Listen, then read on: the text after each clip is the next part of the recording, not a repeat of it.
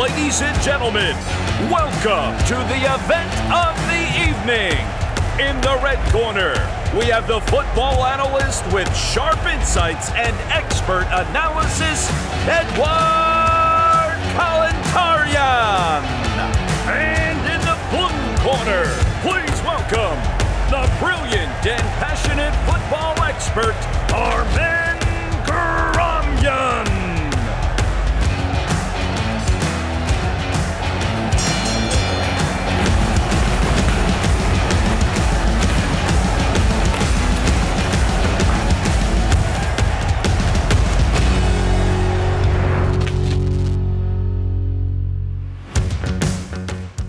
Ռաունդ առաջին, արդյոք հնարավոր է խուսափել Հայաստանում ստեղծվող ու արագ լուծարվող ժամանակավոր ակումբներից։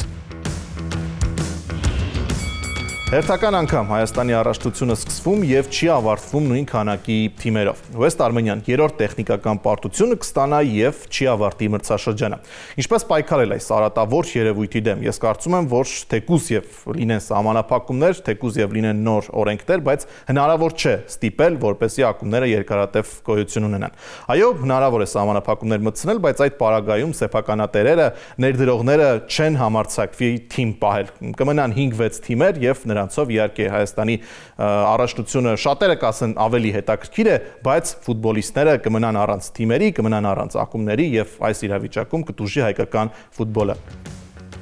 Ողջույն Էդուարդ։ Ողջույն։ Հայաստանի առաջնությունում որոշ թիմեր տպավորությունը, որ ուղղակի գրանցվում են քանակ լրացնելու համար։ Սա տհաճ երևույթ է, բայց մենք շատ երկար տարիներ ականատես ենք լինում այս ամենին։ Ակումբներ կան, որոնք սկսում են առաջնությունը նույն առաջնության ընթացքում լուծարվում են կամ ստանում են տեխնիկական պարտություններ եւ այդպես էլ չեն կարողանում ավարտել իրենց ելույթը։ Ավելին ասեմ, եթե անգամ ակումբը գոյատևում է 2-3 տարի եւ հետո նորից փակում, սա եւս համարում եմ արատավոր երևույթ, որովհետեւ ակումբը ստեղծվում է եւ պետք է երկար տարիներ հետո ունենա որոշակի ավանդույթներ։ Մեզ մոտ դա չկա։ Հասկանալի է, որ ներդրողների համար շուկան գայթակղիչ չէ գումար աշխատել հայկական ակումբներով գրեթե հնարավոր չէ, բայց այս երևույթի դեմ պայքարելու տարբերակներ կան։ Հայաստանի ֆուտբոլի ֆեդերացիան եւ ֆուտբոլային ամբողջ հանրությունը կարող են որոշակի միջոցներ ձեռնարկել, որ նման ակումբներ, նման երևույթներ մեր ֆուտբոլում չլինեն։ Միանգամից ինչ միջոցներ կարող է ձեռնարկել Հայաստանի ֆուտբոլի ֆեդերացիան, որ միաժամանակ նաև ներդրողները ցանկանան ակումբ ունենալ։ Միանգամից ընդգծեմ, ես չեմ կարծում, որ այս խնդրի լուծմամբ միայն ֆուտբոլի ֆեդերացիան պետք է զբաղվի։ Այդ թվում ֆուտբոլի ֆեդերացիան եւ առաջնային եւ ֆուտբոլային հանրություն ընդհանուր այս հասկացությունը, դա երկրպագուներն են, դա լրատվամիջոցներն են, տարբեր ես չգիտեմ, միգուցե իրավաբանական որոշ միջամտություն նաև պետք է լինի այստեղ։ Գոնե իրավաբանական միջամտությամբ, բայց երկրպագուներն ու լրագրողները ինչով կարող են ստիպել թիմերին, որ պետք է լուսաբանվի, պետք է գրվի անընդհատ, պետք է ինչ-որ կերպ ստիպեն այդ ակումբների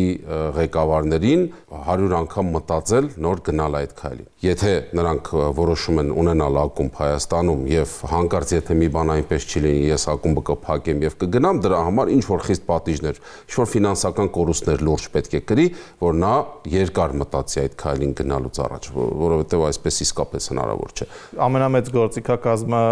ով ունի ֆուտբոլի ֆեդերացիան, ինչ պետք է անի։ Ֆուտբոլի ֆեդերացիան ժամանակին կիրառեց մի այսպիսի երևույթ, որը կոչվում էր դեպոզիտ, այսինքն նա ով ցանկանում է գրանցել ակումբը Հայաստանի ֆուտբոլի ֆեդերացիայում եւ մասնակցել Հայաստանի առաջնություններին, բնականաբար սկսում են առնվազն առաջին լիգայից, պետք է որոշակի գումար թողնի ֆուտբոլի ֆեդերացիայում եւ երբ կորոշի գնալ եւ եթե չի ունենա իր ակումբի աշխատակազմի հետ որևէ պարտքու պահանջ, այդ գումարը իրեն ամբողջությամբ կվերադարձի։ Բայց դա ինչով է ստիպում ակումբի։ Ինչով է ստիպում, որովհետեւ մեծ մասում դեպքերի մենք տեսնում ենք, որ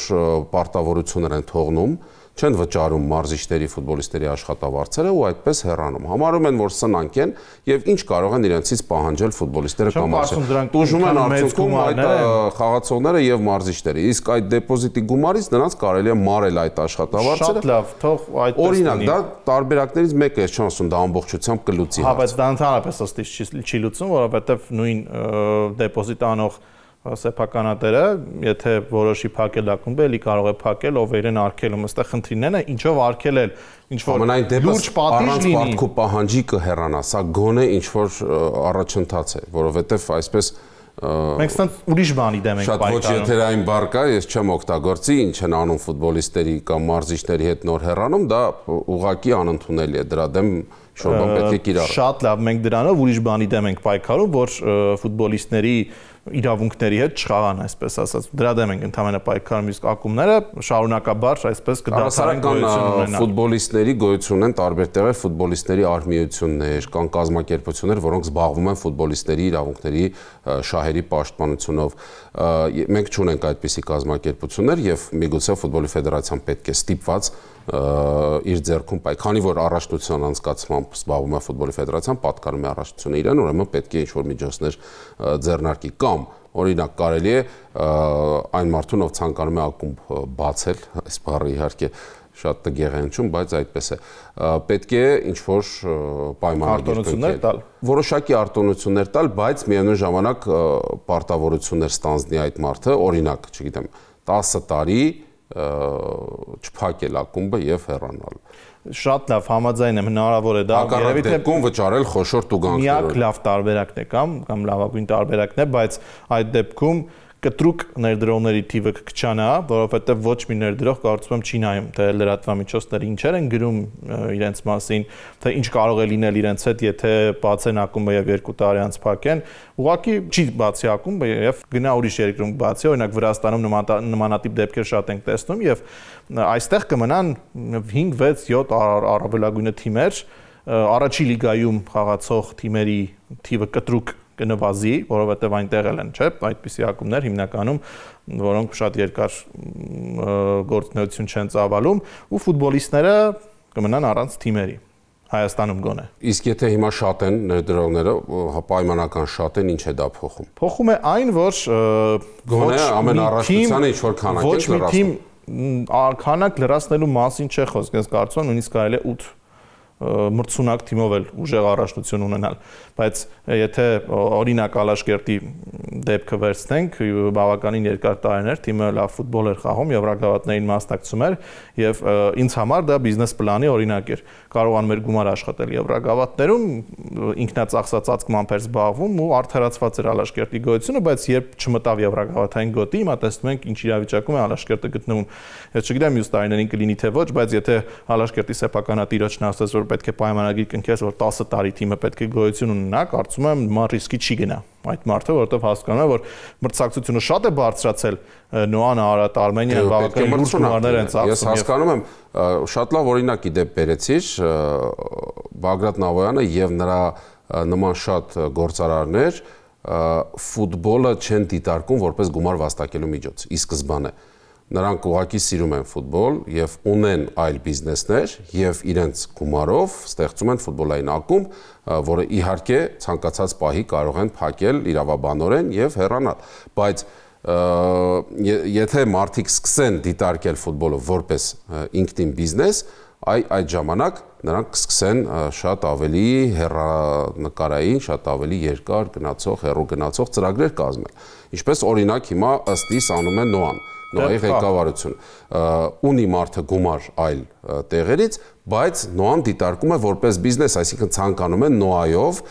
հետագայում վաստակել գումար եւ Նոան ինքը իր ծախսերը փակի։ Հենց դրա մասն է խոսքը, եթե քո բիզնեսը երկարաժամկետում չի խոստանում մեծ եկամուտներ, ոչ մի սեփականատեր, ոչ մի ներդրող չի գնա այդ ռիսկին, իսկ Նոայի դեպքում տեսնում է, որ 10 տարի հետո ինքը կունենա էլի եկամուտ տարբեր բիզնեսներից սեփականատերը եւ որոշվում է, որ պետք է բիզնես պլանով շարժվել առաջ, իսկ մյուս ակումբների դեպքում դա միանշանակ ասել հնարավոր չէ, այդպես մենք հնարավոր է ավելի շատ թիմեր կորսենք։ Մոտավորապես հենց սրա մասին մենք վերջերս խոսեցինք, արդյոք մյուս թիմերը կկարողանան գալ Նոայի հետևից եւ հավասար մրցակցություն ունենալ։ Ժամանակը իհարկե ցույց կտա, բայց այս երևույթի դեմ միանշանակ պետք է պայքարել։ Մենք ունենք նաեւ ավանդույթներով թիմեր, օրինակ Երևանը, որը Հայաստանի չեմպիոն է եղել, բայց որ նայում ես շատ կարճ է գոյատևել, այսինքն ինչ անել, որ ավելի երկար լինի, Ուլիսը, այո, շատ լավ օրինակ եւս մեկ։ Ինչ է մեր փորձագետը կարծում այս հարցի շուրջ, արի լսենք։ Ըստ թվում է, որ ոչ, որովհետև այն կառավարման մոդելները, որոնք մենք ունենք հայկական ակումբներում, հենց այն փխրուն մոդելն է, որը ենթադրում է, որ նման ցնցումներ կարող են լինել ակումբներում, այսինքն հիմնականում մեր ակումբները ունեն մեկ սեփականատեր եւ կախված նրանից, թե ինչպես այդ սեփականատիրոջ գործերը ընթանում, ինչպեսին է նրա տրամադրությունը, այդպես էլ փոխվում է նաև ակումբների այսպես կյանքը։ Կարճաժամկետ այսպիսի խնդիրներից խուսափելու լուծումը պետք է լինի, կարծում եմ, ֆուտբոլի ֆեդերացիայի կողմից երևի թե ավելի խիստ լիցենզավորումը, բայց դա էլ լուծում չէ, քանի որ եթե շատ խիստ այսպես կասնային լիցենզավորում լինի, նույնիսկ ամենա այսպես կայուն թվացող ակումբները կարծում եմ կարող է եւ չանցնեն նման լիցենզավորումը, իսկ մենք ցանկանում ենք ունենալ շատ թիմերով եւ բազմազան առաջնություն 100%-ով նման իրավիճակներից խուսափել ինձ թվում է անհնար է։ Նման վտանգների մենք կարող ենք ցանկացած մրցաշրջանում ակումբների հետ հանդիպել եւ մյուս կողմից դա պետք է լինի նաեւ այդ ակումբների սեփականատերերի պատասխանատվությունը, որովհետեւ նրանք լավ հաշվարկեն, թե ինչ մոդել են ուզում ստանալ եւ նույնիսկ դժվարությունների դեպքում նրանք կարողանան լավ ձեռքերում փոխանցել եւ ոչ թե առաջնության կեսից թողնել եւ հեռանալ։ Հուսով եմ, որ մի օր կլինեն այսպես ինստիտուցիոնալ ակումբներ, որոնք կապված կլինեն համայնքների հետ, չեն կախված լինի միայն մեկ սեփականատիրոջից եւ նման պարագայում մենք կարողանանք խոսել այսպես երկարաժամկետ կայունության մասին։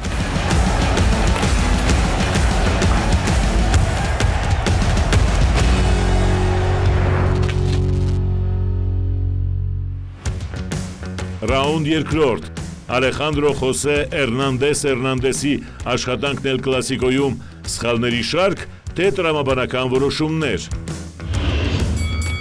Լա Լիգայում Բարսելոնան հաղթեց Մադրիդի Ռեալին, 4-րդ անգամ այս մրցաշրջանում կատալոնական ակումբը հանդիպեց արքայական ակումբի եւ 4-րդ հաղթանակը տոնեց, այս անգամ Լա Լիգայի վերջնամասում, որտեղ որոշվում էր ըստ էության չեմպիոնությունը եւ հիմա կառաջարկեմ խոսել Ալեխանդրո Խոսե Էրնանդեսի աշխատանքի մասին։ Մրցավարությունը միանշանակ չէր, բազմաթիվ հարցեր մրցավարին եւ կարծում եմ նա գործեց մի քանի սխալների մեծամասնությունը ի վնաս Բարսելոնայի։ Չնայած դրան Բարսելոնան կարողացավ հաղթել այս շատ կարևոր խաղում եւ 7 միավորի առավելություն ստացավ իր հիմնական մրցակցի նկատմամբ ու ամենայն հավանականությամբ առաջիկա 3 տուրերից մեկում 1 հաղթանակ կտոնի եւ կնվաճի չեմպիոնությունը։ Վերջին տարիների ընթացքում El Clasico-ներում խաղաղ ելքեր չկան։ 4 անընդմեջ հաղթանակ Ռեալի կողմից, հետո 4 անընդմեջ հաղթանակ Բարսելոնայի կողմից եւ ինչն է հետաքրքիր, որ այստեղ պայքարը միշտ թեժը անկախ դերակատարներից։ Այո, որոշակի հարցեր կան մրցավարին, բայց մրցավարը չգործեց կոպիտ սխալներ եւ մրցավարների կայացրած որոշումները ըստ իս հիմնականում տրամաբանական էին եւ չազդեցին խաղի ելքի վրա։ Այն որ չազդեցին խաղի ելքի վրա, դա վկայում է հաշիվը, հասկանալի է, բայց հիմա արի դրվագներով անցնենք։ Չէ, կարող էր ազդել խաղի ելքի վրա, կարող էր Ռեալի օգտին ես կարծում եմ, որ ի վնաս Բարսելոնայի էին նրա որոշումները։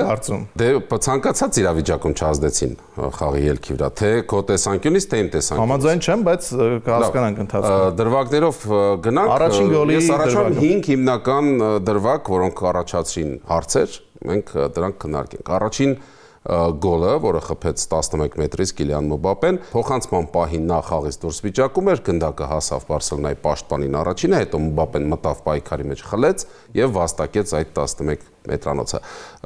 Կարծում եմ, անկախ նրանից, որ առաջին հպումը իրենը չէր,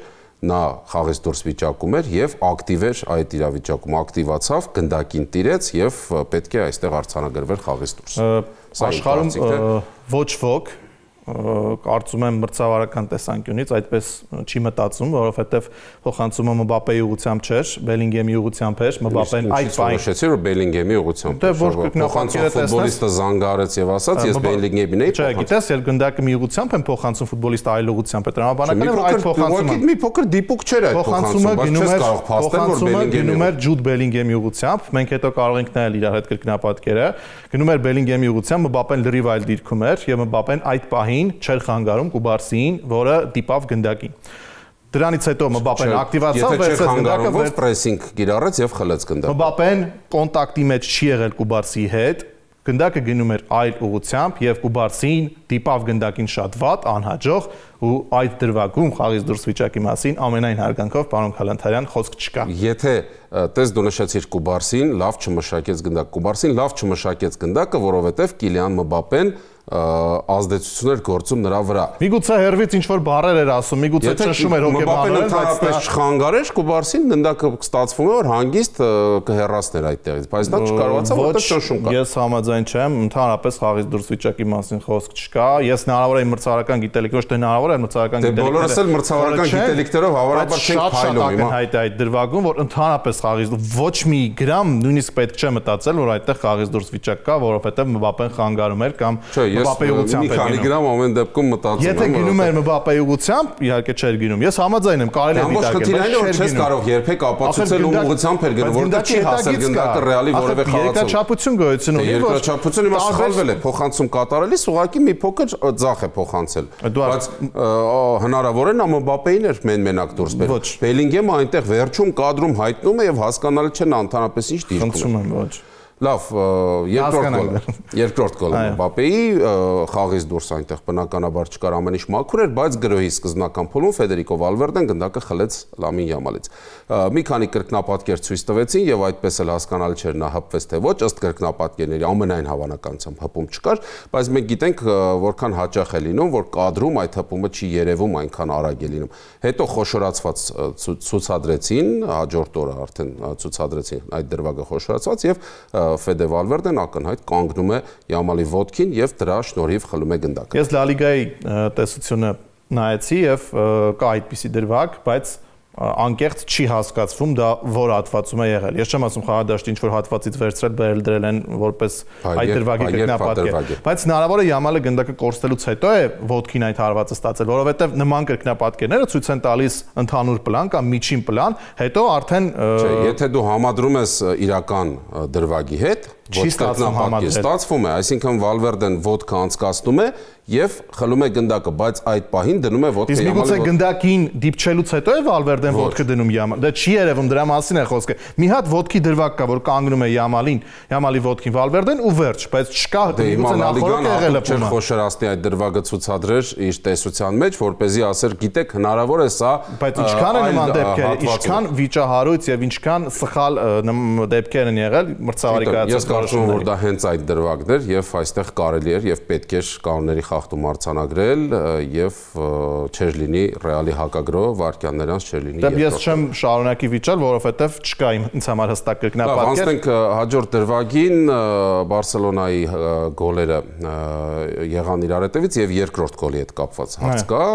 այստեղ էլ նմանատիպ մի իրավիճակ էր, գրոհի շատ սկզբնական փուլում Ֆրենկի Դե Յոնգը ձեռքով կասեցրեց գնդակը, օգնեց իրեն ձեռքով ամենայն դեպս ես մի փոքր արդարացնելու համար թե Դե Յոնգին թե Բարսելոնան կարող եմ ասել որ այդ հպումից հետո 10-ից ավելի փոխանցում ոչ սրող փոխանցում ուղղակի գնդակը գլորում էին միմյանց Բարսելոնայի ֆուտբոլիստները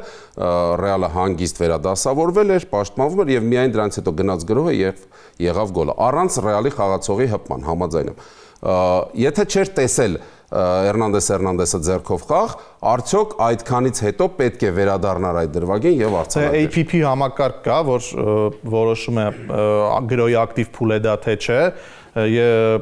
Երևի թե գրոհի ակտիվ փուլ չէր, բայց մրցավարը սխալվեց չարձանագրելով ձեռքով խաղ։ Եթե այդ պահին տեսներ, իհարկե պետք է նշանակեր։ Այո, պետք է բայց չէր տեսել, իսկ վառով հետո նայելը երևի կլիներ եւս մեկ սխալ։ Որովհետև փուլը փոխվել է ըստ էության ակտիվ փուլ չէր դա էլի ուղղակի գնդակ գրոհի սկզբնական փուլերը կարող էր չգիտեմ 1 րոպե խաղարկել գնդակը Բարսելոնան հետո խփել էլի նույնը պետք է ասեինք այստեղ սխալ է մրցավարը նրանով որ չարձանագրեց ձեռքով խաղ եւ չէր լինի այդ գոլը հնարավոր է 1 րոպե հետո խփեին Բարսելոնայի խաղացողները չեն վիճում բայց ուղղակի սխալ էր անդրադառնանք ամենավիճելի դրվագին Օրելիան Չուամենի ձեռքին դիպավ գնդակը Ֆերան Տորեսի հարվածից հետո այստեղ հիմնական փաստարկն է որ տարածությունը շատ կարճ էր մոտ տարածությունից էր հարվածը Իմ փաստարկն այն է, որ Չուամենիի ձեռքը ամենևին բնական դիրքում չէր, Չուամենիի ձեռքը հետ էր մարմնից, ըստ էության մարմնի տարածքը մեծացրել էր եւ գնդակը դիպուկ հարվածով ընթանում էր դարպասին եւ չնշանակել այստեղ 11 մետրանոց կարծում եմ սխալ էր։ Երկու կրկնապատկեր կար, հիմնական, մեկը դիմացից, մեկը թիկունքից, երբ որ թիկունքից էի նայում կրկնապատկերը, ընդհանրապես չէր մեծացնում մարմինը ձեռքը որովհետև իրականում չէր կարող թաքցնել, ժամանակ չուներ թաքցնելու համար, շատ մոտ էր տարածությունը։ Ես կարծիքներ եմ լսել եւ հակասող կարծիքները կլինեին մրցավարներ, որոնք կնշանակեին, կլինեին, որոնք չէին նշանակային։ Այսինքն այստեղ միանշանակ որոշում չկա։ Չենք կարող ասել, որ մրցավարը սխալվել է։ Դա մրցավարական հստակ համաձայնությունից ելնելով եմ ասում։ Ներողություն, դες որ նա ամենացավալին այս պատմության մեջ, որ այնինչ եթերում կրկնապատկերներ բազմաթիվ ցուցադրեցին մեզ, շատ པարզ ամեն ինչ երևում էր, վառի մրցավարները Հեռնանդեսին այլ բան ցուցադրեցին, ընդամենը երկու տեսանկյունից, որտեղ իրոք չէր զգացվում ձեռքը հետեր, թե ոչ։ Դրա համար նա այդ երկու կրկնապատկերից եզրակացրեց, ես կարծում եմ, որ նույնիսկ ձեռքը այսպես հպված լիներ, էլի ձեռքին դիպչելու էր գնդակը, որովհետև շատ լայն չէր եւ գնդակն էլ փոքր, շատ բացված չէր եւ գնդակն էլ փոքր չէ, որ կարողանար շրջանցել ձեռքը։ Մենք ամենայն դեպս շատ լավ տեսանք, որ հետ էր ձեռքը Չուամենիի եւ նա փակեց գնդակի ճանապարհը։ Ես 50-50 այստեղ չեմ ասի ճիշտ է։ Եվս մեկ դրվագ հասցնենք քննարկել Ֆերրան Տորես Ֆերմին Լոպեսը խփեց վերջին 5-րդ գոլը, որը չհաշվեցին, նա խաղաց ձեռքով, երբ Վալվերդեն հեռացնում էր, բայց իմ կարծիքով ինչն է այստեղ արդարացնում Բարսելոնայի օգտին դրվագը, Վալվերդեն հետո խլում է գնդակը, փորձում է հեռացնել Ֆերմինը նորից խլում է նրանից եւ անցնում գոլախ։ Այսինքն դա այլ փուլ է սկսվում գրոհի։ Ձեռքով նա խաղացել էր դրա նախորդ փուլը։ Ոչ, որովհետեւ շատ կարճ է դա լինում եւ էլի մրցավարական օրենքների համաձայն, եթե գնդակի տիրապետությունը երկար չէ, այսինքն անմիջապես խլում է ֆուտբոլիստը, կորստում ու խլում է, դա եւ գրոհի ակտիվ փուլ է, որ նա չկարողացավ հեռացնել գնդակը։ Գրոհի ակտիվ փուլ է սկսվում եւ նայում են ու այս որոշումը նորից եմ ասում, սա էլ է ինձ համար անքննելի որոշում եւ շատ ճիշտ որոշում էր։ Լավ, ամեն դեպքում մենք փորձել ենք այս ամենը հասկանալ մրցավարից, մասնագիտական կարծիք լսենք փորձագետի կողմից, հետո կշարունակենք։ Տրամաբանական որոշումները ըստից փոխանցման պահին Մբապեն գտնվում էր խաղից դուրս վիճակում։ Այս պարագայում ինքը եթե չեմ սխալվում գնդակով խաղում էր Կուբարսին, ինքը Կուբարսից մոտ մի 5-6 մետր հեռավորության վրա կանգնած էր խաղից դուրս վիճակում, Կուբարսին հնարավորություն ուներ գնդակ խաղալու, որը ինքը արեց, ուղղակի անհաջող, այսպես ասած, կասեցումից հետո գնդակը հայտնվեց Կիլիան Մբապեի մոտ ու ինքը վաստակեց 11 մետրից խաղից դուրս բնականաբար պետք չէր հաշվել, դա կլիներ կոպիտ սխալ Յամալը Վալվերդեի հետ, պայքարից հետո մաքուր խլում է գնդակը, հետո ընկնում է, այսինքն տեսնում եք ընդ կարա ձախ ոտքով Ռեալի ֆուտբոլիստը Յամալին կարանք հասկանանք, որ իբր կագրում է ոտքին, բայց ինքը էլ ոտքը դնելու տեղ չունի, ինքը նորմալ ինքը շարժում է անում, Յամալի ոտքին է դնում, իմ կարծիքով դա ուղղակի ուժային պայքար է, որը Յամալը զիջեց Մադրիդի ֆուտբոլիստին, եթե գրոհը սկսում է Դե Յոնգի կապած ձեռքով ու գնում է գոլով է վերջանում, ըստ իս էդի ուղղակի ձեռքով կապնում է ձեռքին, ձեռքով խաղ չի, որովհետև ինքը, եթե չեմ սխալվում, համ ցատկում է, համ ձեռքերը բնական դիրքում է, սենց ոչ մեկ ոչ վազում է, ոչ էլ ինչ-որ թվում է գնդակը գլխով խաղալու։ Մեր տեսածը ավելի պարզ էր, քան ցույց տվեց վառը ցույց տվեց մի հատ հետևից ու ցույց տվեց կողքից, հպման դիրքը ցույց տվեց նոր։ Իմ կարծիքով դե 11 մետրանոց եւս չկա, քանի որ մարմինը ձեռքով չէր մեծացնում, ինքը ոնց կար, տենց գալիս էր, գնդակը մրցավարական լեզվով ասած, գնդակը գդավ ձեռքին, ոչ թե ձեռքը գնդակին, խաղը շարունակելը ամենաճիշտ ու որոշումն էր։ Ֆերմին Լոպեսը գնդակը ձեռքից խաղալուց հետո լումա Վալվերդե ինքը պրեսինգի տակ է, չի հաշվում, որ ինքը գնդակի տիրապետությունը փոխվել է, այդ պարագայում ձեռքը ակնհայտ ձեռք է, դրանից հետո գնում է գոլա խփվում ու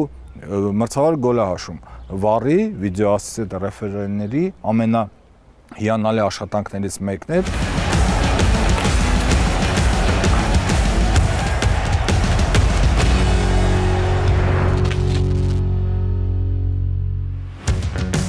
Ռաունդ 3. Չեմպիոնների լիգայի եզրափակչին ընթരാճ, PSG-ի թե Ինտերի դարպասապահն ու պաշտպանական գիծն է ավելի հուսալի։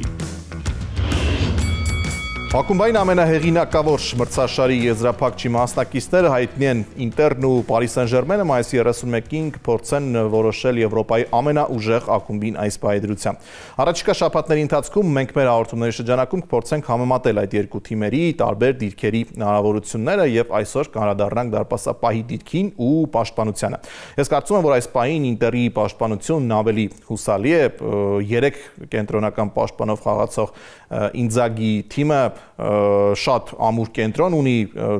արչևից հենակետայինները եւ կենտրոնական կիսապաշտպանները կարողանում են ապահովագրել եւ այս իրավիճակում պաշտպանությունը դարպասապահի հետ միասին շատ ավելի լավ տեսք ունի եւ սա այն դեպքն է, երբ Յան Զոմերը այո, ամենաուժեղ դարպասապահը չէ աշխարհի, բայց նա այսպիսի խաղերում, երբ մեկ խաղից կամ երկու խաղից կազմված դիմակայություն է կարողանում է իր լավագույն ֆուտբոլը ցուցադրել եւ պաշտպանների օգնությամբ թիմի համար ցանկալի արդյունք ապահովել։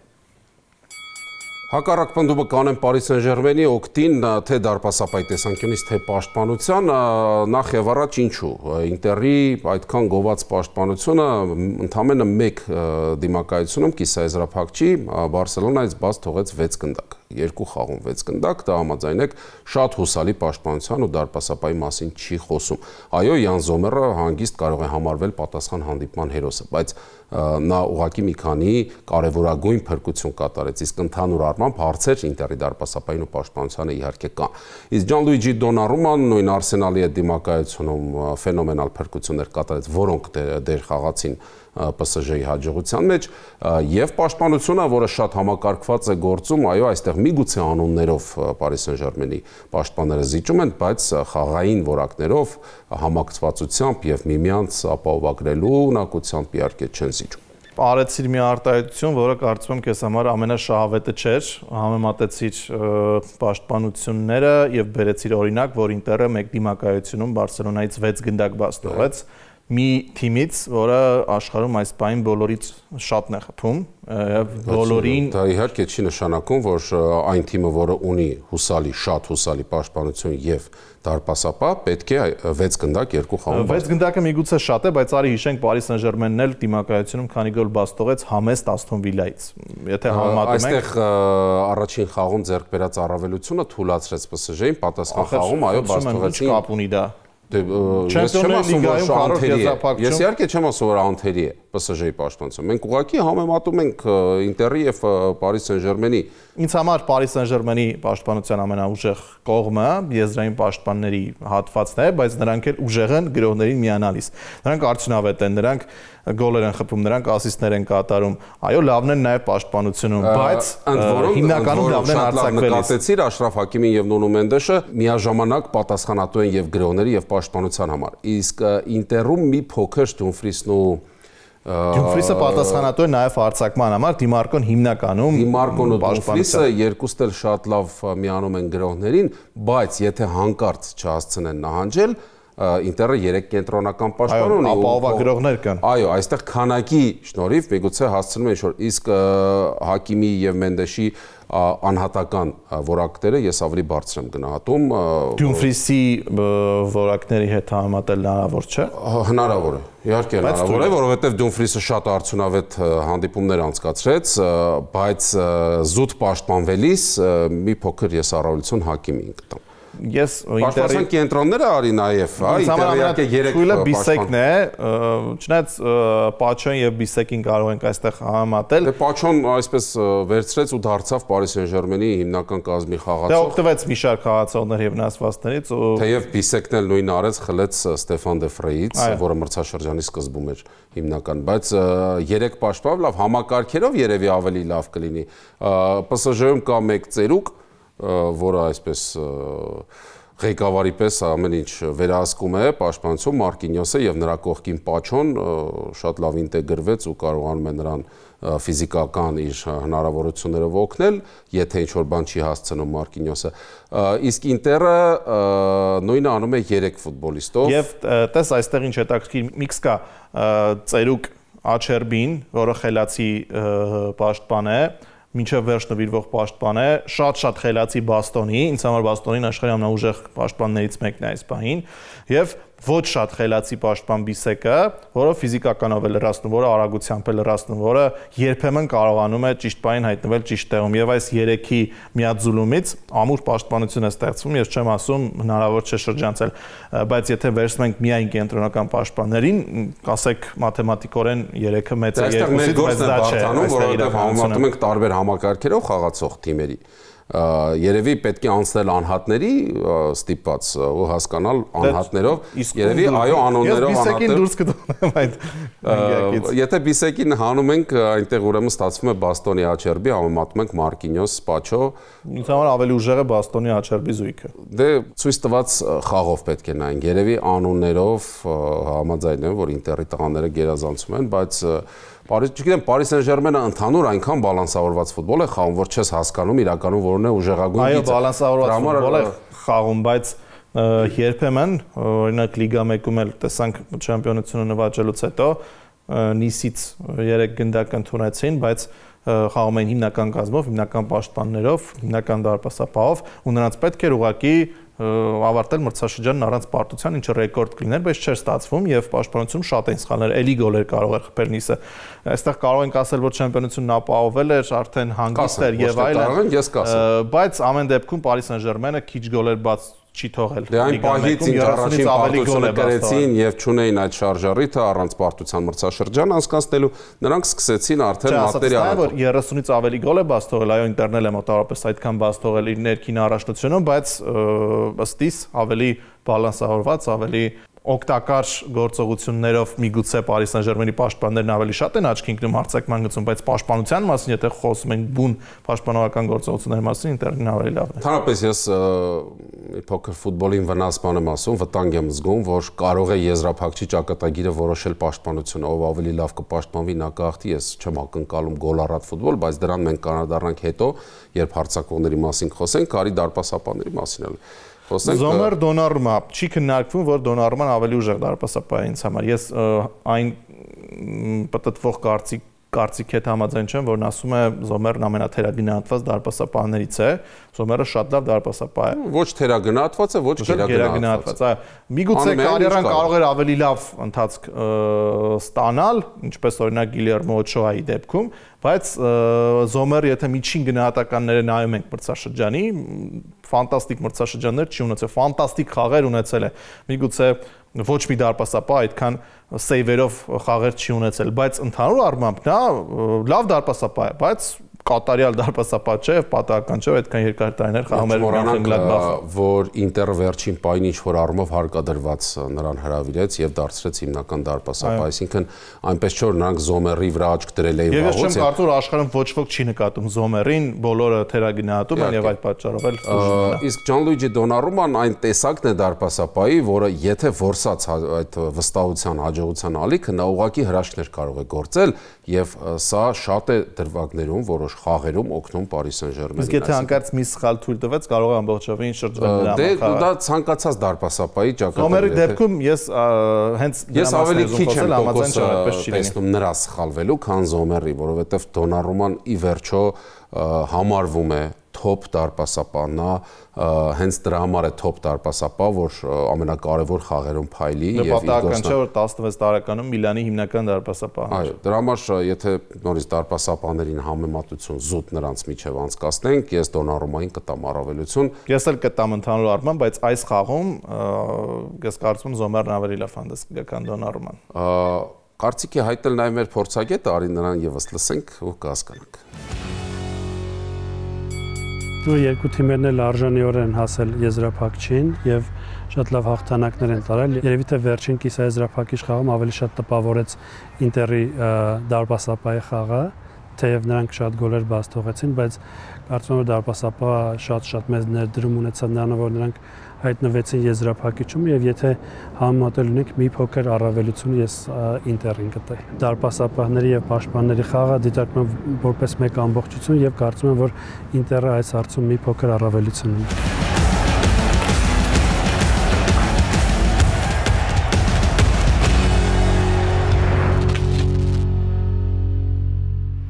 Թող Հայաստանում ակումբները գոյատևեն շատ երկար եւ բացվող ու փակվող ակումբների ականատես չլինենք, դա ամենավատ երևույթներից մեկն է ֆուտբոլում։ Իսկ մենք այդ թեմաներից խոսելու առիթ ընդհանրապես չունենանք, կհանդիպենք մյուս շաբաթ նույն ժամին նույն տաղավարում։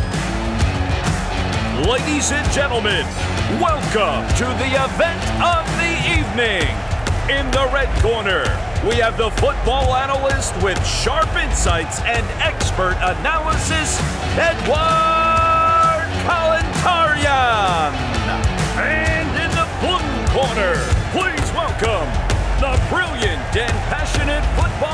expert